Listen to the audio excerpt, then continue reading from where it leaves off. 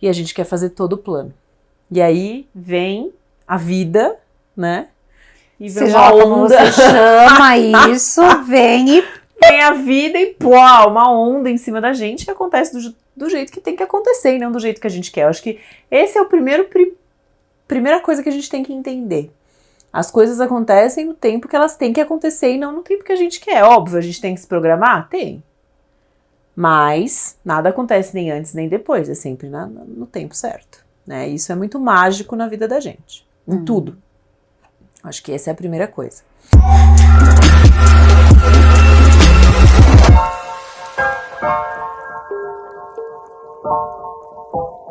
Oi, gente! Tudo bom, Mari? Oi, sim. Mari, agora a gente terminou de responder todas as dúvidas nos últimos vídeos e hoje nós vamos falar para as tentantes. Atenção, você que é tentante. Voltamos a vocês. É isso aí. Meu público mais fiel. Nós vamos falar hoje sobre os medos das tentantes, porque as tentantes têm todos os receios. Será que eu vou conseguir? Será que eu vou engravidar? Será que eu vou segurar essa gravidez? Será que meu filho isso é aquilo? Então agora a doutora vai falar sobre o que ela escuta das tentantes e como lidar com esses medos. Acho que falar em tentativas é falar de medos e inseguranças, né? Sempre, quando a gente decide, né, ter um filho, né, primeiro em não saber, quando que vai dar certo, quando que vai acontecer, né, se vai, se não vai, eu faço isso, eu faço aquilo, eu começo, eu não começo, eu investigo, eu vou no médico, né, e depois, engravidei, e a gestação, como é que vai ser, como é que não vai, né, o parto, e o meu filho, minha filha, ele vai ter saúde, ele não vai acontecer alguma coisa. Então eu acho que é uma fase, né, da vida que ela é totalmente envolta dessas inseguranças, né? E eu acho que o importante disso é o que gera insegurança, a gente sempre fala aqui, né, se é falta de conhecimento.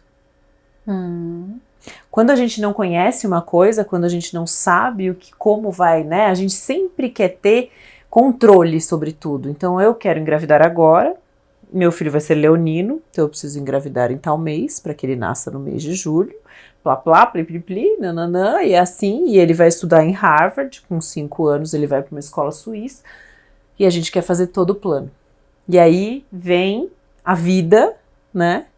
E vem seja lá como você chama isso, vem a vida e pô, uma onda em cima da gente que acontece do jeito que tem que acontecer e não do jeito que a gente quer. Eu acho que esse é o primeira coisa que a gente tem que entender.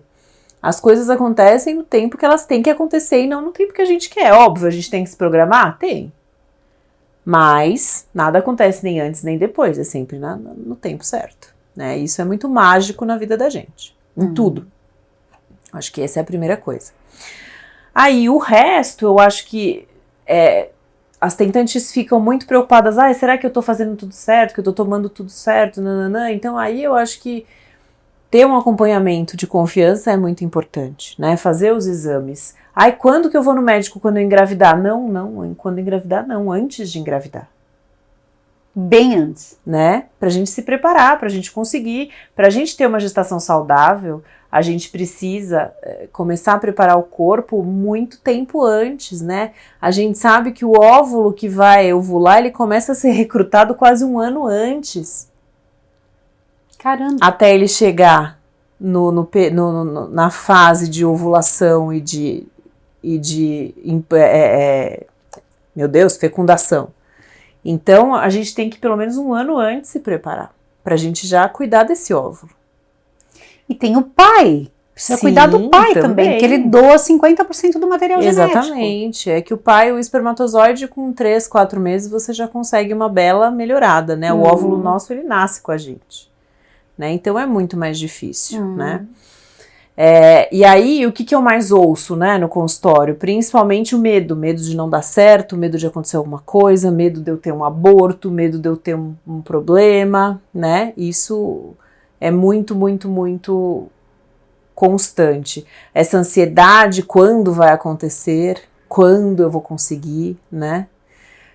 O medo de repente, por exemplo, as pacientes mais velhas entrarem na menopausa. Então fica aquela loucura de dosar antimileriano pra lá, pra cá, hormônio, ovula, não ovula, teste de ovulação, todas aquelas coisas loucas que todo mundo que tá passando por essa fase sabe bem, né? Então isso são as coisas mais prevalentes, mas essa ansiedade eu acho que é o mais, né?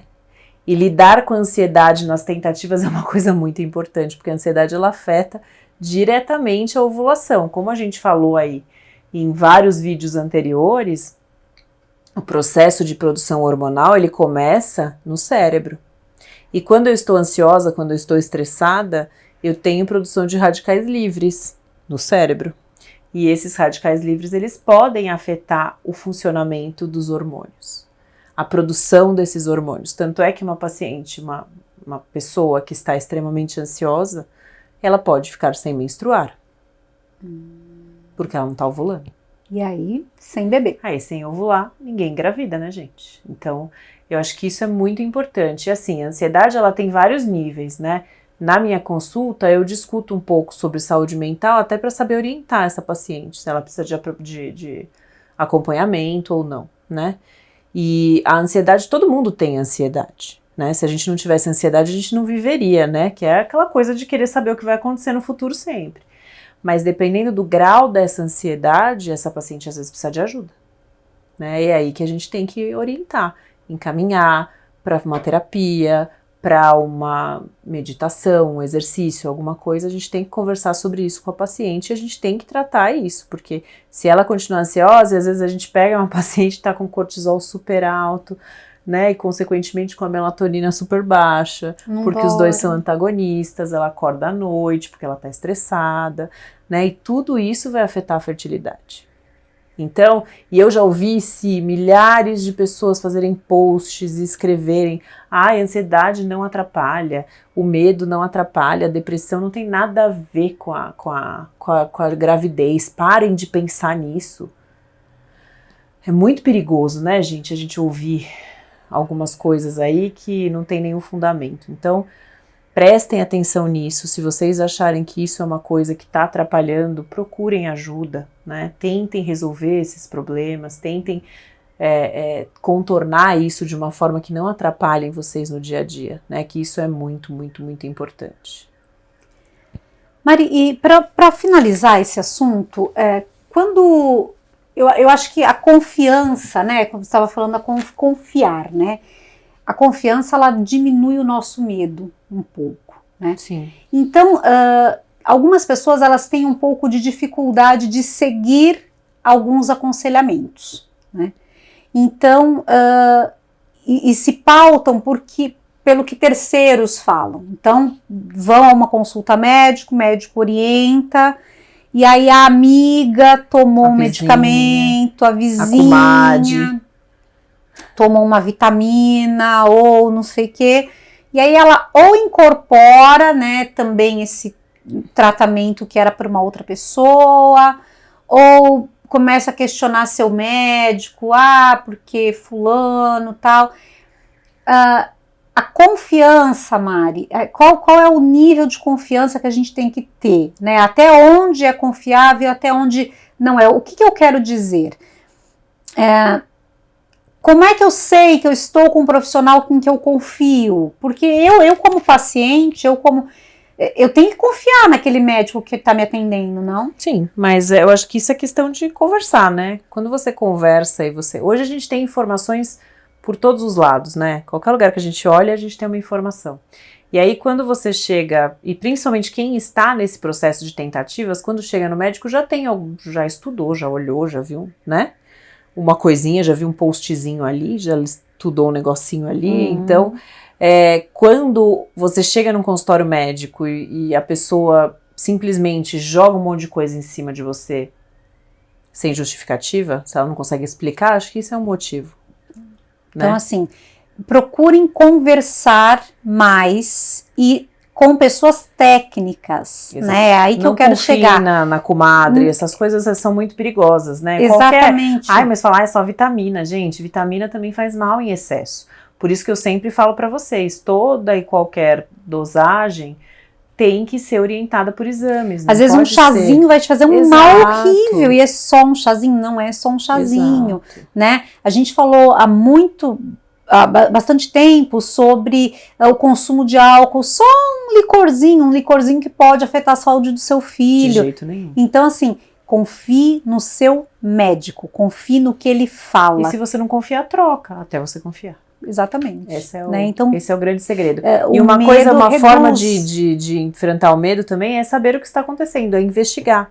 É fazer toda a investigação antes, é saber que, por exemplo, você não tem nenhum risco de ter X, Y, Z doenças, né? Eu acho que isso também é muito importante, isso reduz muito a ansiedade. Saber que a sua reserva ovariana está ótima, ou se não tiver, seu médico virar para você e falar, ó, se você for demorar, é melhor congelar, né? Então, acho que tudo isso são coisas que vão trabalhando, que também são importantes, mas sempre, fundamental, quando precisar de ajuda, procurem ajuda, não hesitem em procurar ajuda nesses casos, acho que isso é muito importante, para tratar, porque o medo às vezes ele é obsessivo, e isso causa mais ansiedade, isso piora cada vez mais todo esse ciclo vicioso. E depois vai ter depressão pós-parto, cuidado. É isso aí. A gente volta logo logo com mais um assunto interessantíssimo, e quem tiver dúvida, qualquer coisa, coloca aí nos comentários. Coloquem aí nos comentários se vocês estão ansiosas ou não. Tchau, tchau. Beijo.